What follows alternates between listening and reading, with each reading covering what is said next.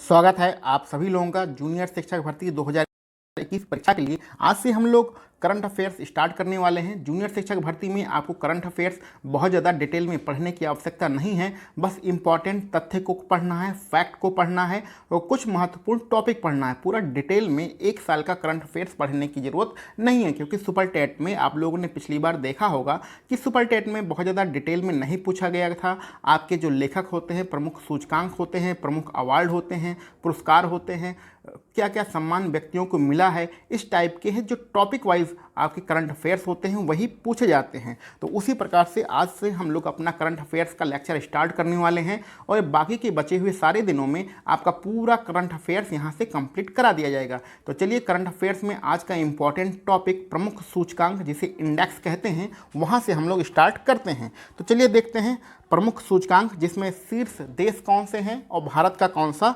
स्थान है। तो चलिए आगे बढ़ते हैं हम लोग।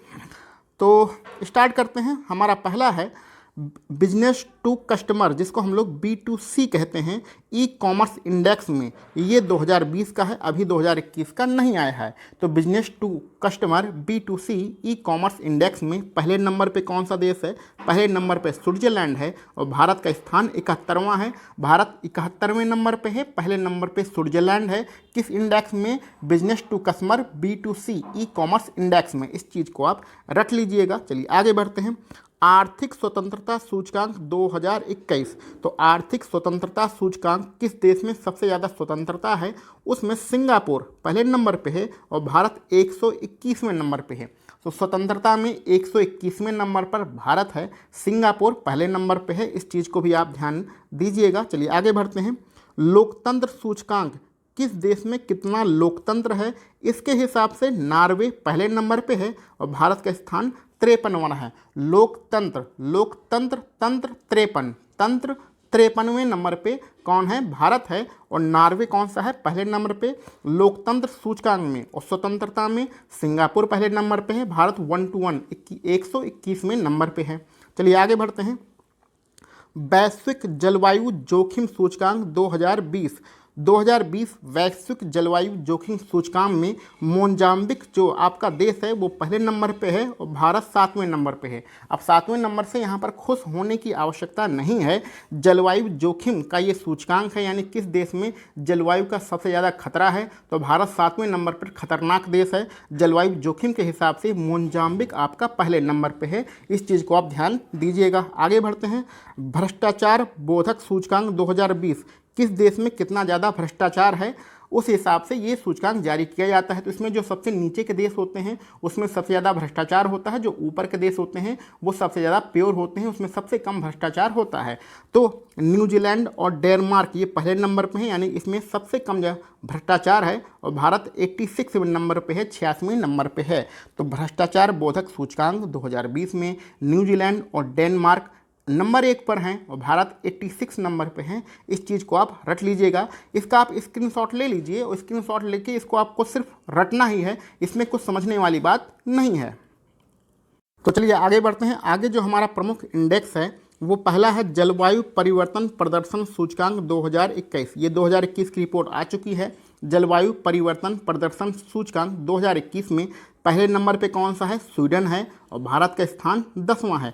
यानी जलवायु परिवर्तन प्रदर्शन सूचकांक का मतलब होता है ऐसा कौन से देश हैं जिन्होंने अपने जलवायु परिवर्तन के लिए सबसे अच्छा काम किया है। तो सबसे अच्छा काम स्वीडन ने किया है और भारत 10वें नंबर पर है। इस चीज़ को आप रट लीजिएगा। चलिए आगे बढ़ते हैं। मानव स्वतंत्रता सूचकांक 2020।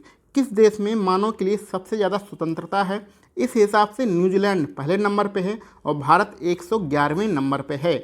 मानव स्वतंत्रता सूचकांक 2020 के हिसाब से न्यूजीलैंड पहले नंबर पे है और भारत 111वें नंबर पे है। इस चीज़ को आप ध्यान में दीजिएगा।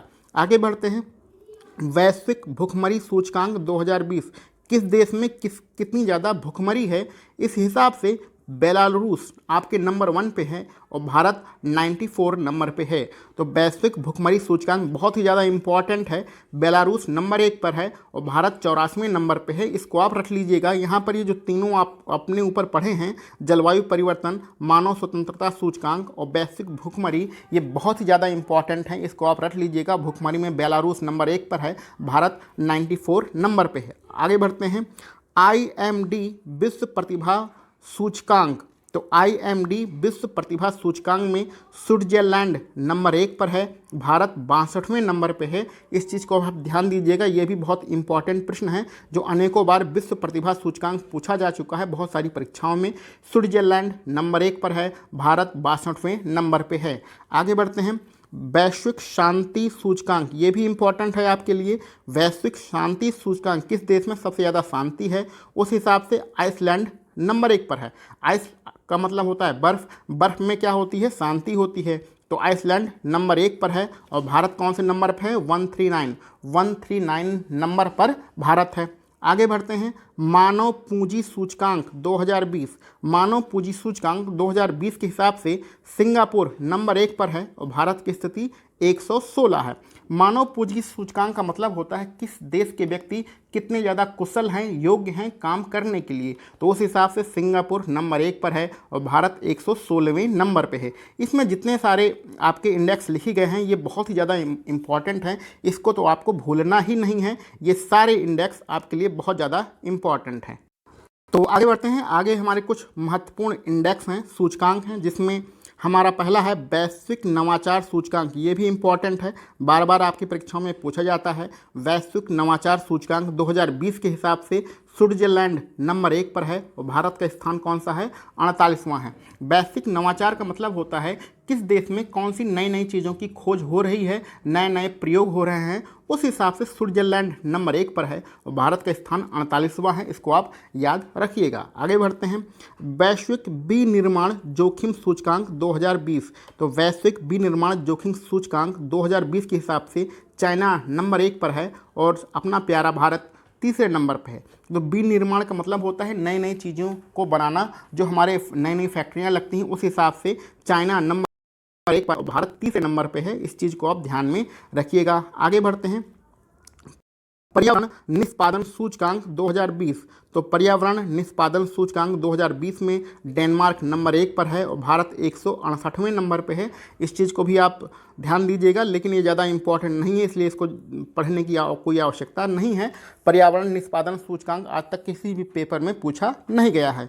आगे बढ़ते हैं, सतत विकास लक्ष्य सूचकांक 2020, सतत विकास लक्ष्य सूचकांक 2020 के हिसाब से स्वीडन नंबर 1 पर है, भारत का 117वां नंबर है। तो 117वें नंबर पे भारत है किस सूचकांक में, सतत विकास लक्ष्य सूचकांक 2020 के हिसाब से, और नंबर 1 पर कौन है, स्वीडन है। आगे बढ़ते हैं रियल एस्टेट के बारे में, वैश्विक रियल एस्टेट पारदर्शिता सूचकांक 2020, वैश्विक रियल एस्टेट पारदर्शिता सूचकांक 2020 में यूनाइटेड किंगडम, जिसको हम लोग इंग्लैंड कहते हैं, तो इंग्लैंड यानी यूनाइटेड किंगडम पहले नंबर पे है और भारत 34वें नंबर पे है।